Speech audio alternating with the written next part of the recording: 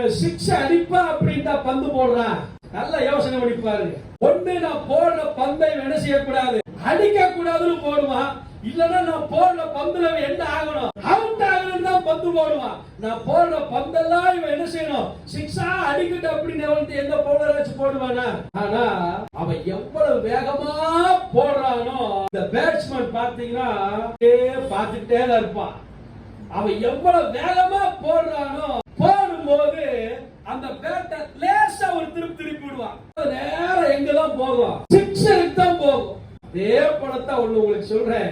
மனிதர்களால் வரக்கூடிய வசைபாடுகள், உங்களுக்கு இருக்கிற கவலை, சத்துருவங்களை எவ்வளவு வேகமா அடிக்க நினைக்கிறானோ, சத்துருவங்களை எவ்வளவு வேகமா கேவலப்படுத்த நினைக்கிறானோ அவ்வளவுக்கு வேகமா நீங்க சந்திக்காதீங்க.